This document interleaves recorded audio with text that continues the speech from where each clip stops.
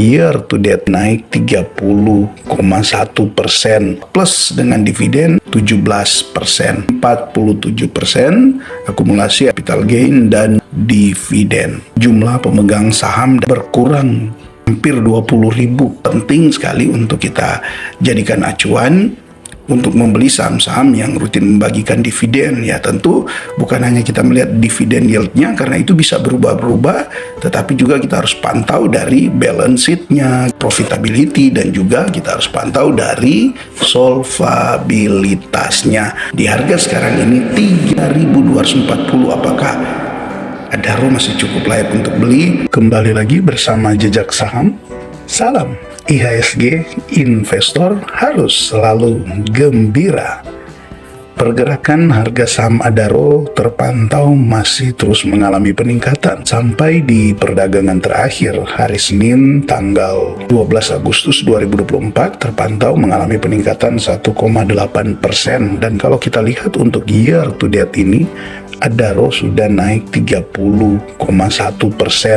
Ini belum ditambah dengan dividen yang dibagikan Adaro di sepanjang tahun 2024 ini. Kalau kita lihat historinya, kemarin Adaro membagikan dividen di bulan Desember dengan tanggal pembayarannya di 12 Januari 2024 dan di bulan Mei dengan pembayaran dividen di tanggal 5 Juni 2024. Artinya, year to date ini pemegang saham yang sudah mendapatkan cuan melalui capital gain sebesar 30,12%, itu ditambah plus dengan dividen di 400-an lebih dividen per share-nya, maka ketika membeli di harga 2.400 ini, dividen per share-nya di 409, bagi dengan akhir tahun kemarin ada di kisaran 2.400, maka bisa Anda lihat dividen yield yang didapatkan adalah di kisaran 17%.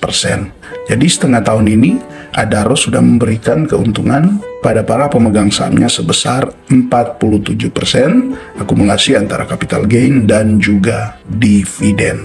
Sekalipun sudah naik begitu tinggi, namun memang masih sangat menarik. Kita akan melihat dulu jumlah pemegang saham dari data yang ada di sini. Untuk 6 bulan terakhir terpantau Adaro 4 bulan mengalami penurunan dan 3 bulan jadi di 3 bulan terakhir ini. Untuk 3 bulan terakhir ini Adaro mengalami penurunan yang kalau kita lihat terakhir datanya di bulan Februari, pemegang saham Adaro masih di 120.428, masuk di bulan Juli tanggal 31 datanya untuk pemegang saham tinggal 101.153. Artinya ini berkurang hampir 20.000 jumlah pemegang saham yang keluar di Adaro. Yaitu memang pasti disebabkan ya sudah mulai take profit ya, ketika harga saham ini terlebih di bulan terakhir ini mengalami peningkatan.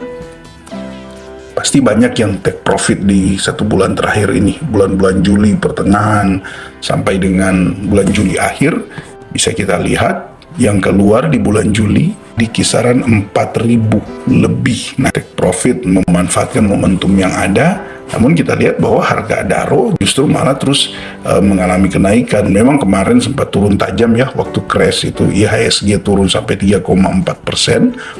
Dan Adaro juga memang sempat turun tajam dari 3.320 jadi 3.090. Nah, tapi kemudian setelah itu Adaro kembali melanjutkan tren kenaikan harganya. Tidak tahu apakah dia akan capai lagi all time high-nya di tahun ini. Ya, kita akan lihat lagi apakah kenaikan harga ini memang sejalan dengan kinerja Adaro dan juga dibarengi dengan balance sheet yang sehat di Adaro. Nah, itu akan kita pantau di statistik unggulannya.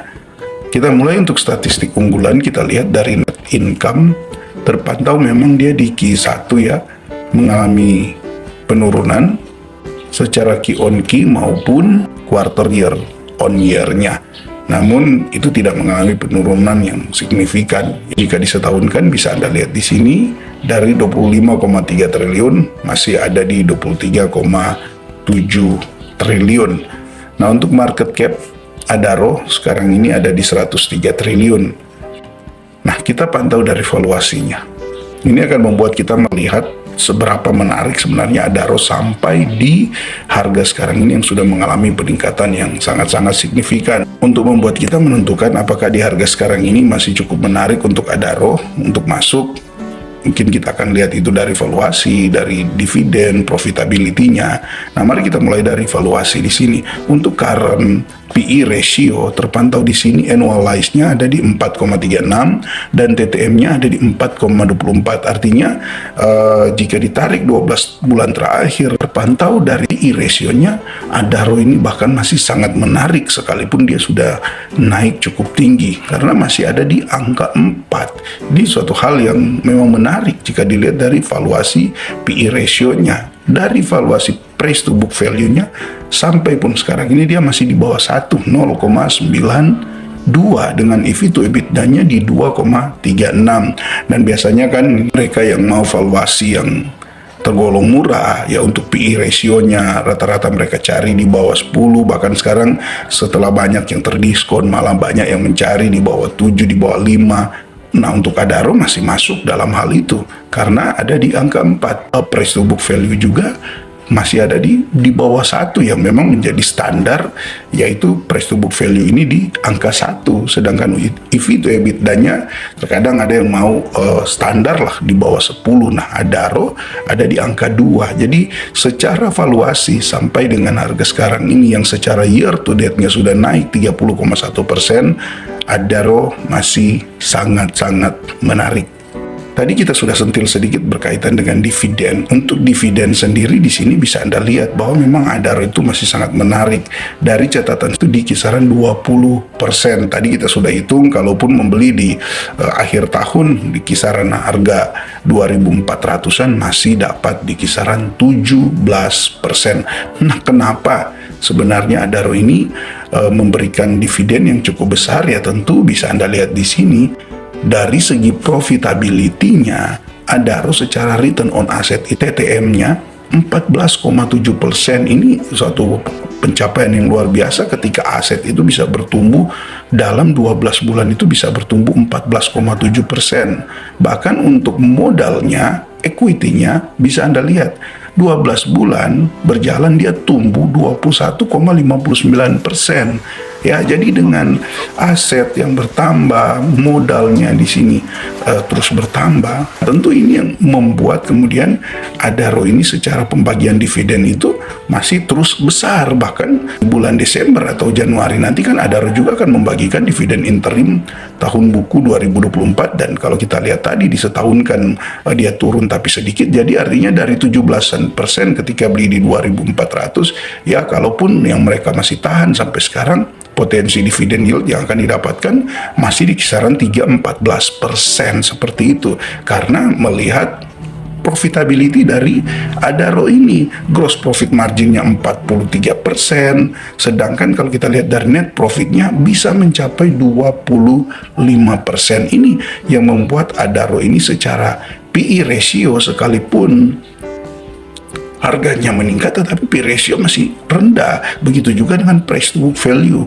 Jadi peningkatan harganya itu jalan bersama dengan profitability-nya. Nah, ini yang menjadi keunggulan di Adaro. Maka pemegang saham Adaro sebenarnya cukup aman, hanya memang mereka yang punya tujuan investasi mungkin jangka pendek, ya mereka lah yang sudah mulai take profit kemarin, memanfaatkan momentum saat dimana sudah dapatkan dividen dan juga mengalami kenaikan capital gain yang cukup tinggi. Nah, yang juga membuat Adaro ini secara pembagian dividen itu cukup besar, itu tercermin dari solvabilitasnya.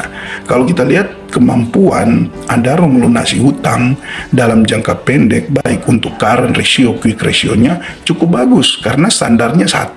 Sedangkan bisa Anda lihat Adaro itu untuk current ratio-nya 2,44 dan quick ratio-nya 2,30. Sedangkan debt to equity ratio, perbandingan antara hutang dan ekuitas tadi yang kalau kita lihat secara return on equity-nya dia meningkat 21,59%, maka posisi hutang dibandingkan dengan modal, Adaro sekarang hanya 21%.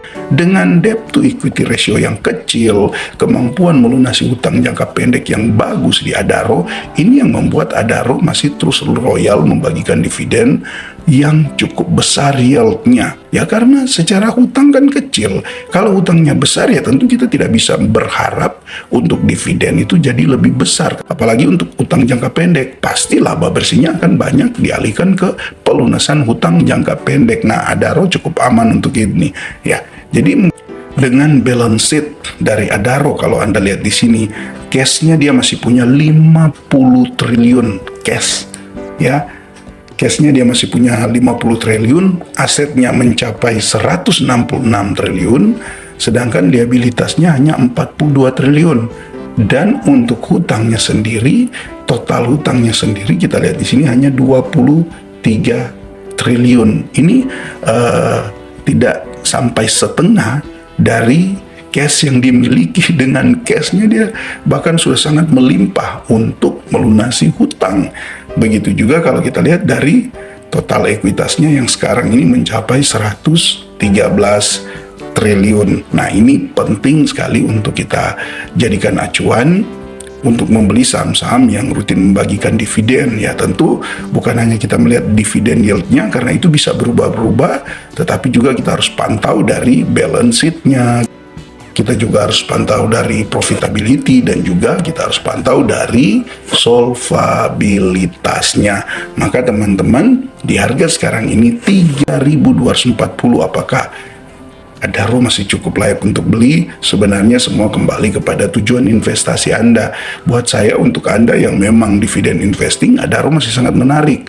Pertama, tren batubara masih sangat bagus. Kedua, Desember nanti juga akan membagikan dividen interim, yang kalau kita lihat Adaro ini menarik ya. Pembagian dividen interimnya itu hampir sama. Bahkan boleh dibilang sama ya. Boleh dibilang sama pembagian dividen interim dan dividen finalnya. Lihat saja, di dividen interim kemarin 199, di dividen finalnya 209, hampir sama. Tahun sebelumnya kalau kita lihat juga ya, dividen interimnya 251, kemudian dividen finalnya 240, malah lebih tinggi di dividen interim. Tentu ini jauh ya dibanding dengan saham-saham yang lain, yang kalau bagi 2 kali, dividen interimnya jauh di bawah dari dividen finalnya. Misalnya dalam 1 tahun itu dividen yieldnya 10%, terkadang dividen interimnya hanya di kisaran 2-3%. 7-8%-nya nanti dibagikan di dividen final. Sedangkan untuk Adaro, dividen interim dan dividen finalnya kalau dirata-ratakan sama. Nah, ini yang memang masih menarik. Coba kita hitung, berapa sih potensi dividen yang kita dapatkan jika kita membeli di harga sekarang? EPS yang disetahunkan masih ada di 743. Sedangkan untuk dividen payout ratio-nya, dia 3 tahun terakhir ini pernah bagi 72%, pernah bagi 40%, dan 51%. Oke, coba kita ambil aja 50% untuk tahun ini. Jika EPS-nya 743, kita kali dengan 50%, artinya bagi 2, kita dapati di sini dividen per share-nya 371. Dengan harga Adaro sekarang ini ada di 3240, maka bisa Anda lihat di sini potensi dividen yield-nya masih sangat besar, di atas 10%, 11,4%. Ini potensi dividen yang akan didapatkan di tahun berikutnya. Jadi hitung-hitungan sederhananya ya, kalau Anda takut dia mengalami penurunan dengan potensi dividen yield yang masih 11,4%, jikapun dia turun, ya habiskan itu dividen itu, maka kemungkinan Adaro hanya akan turun sampai di kisaran 28-29.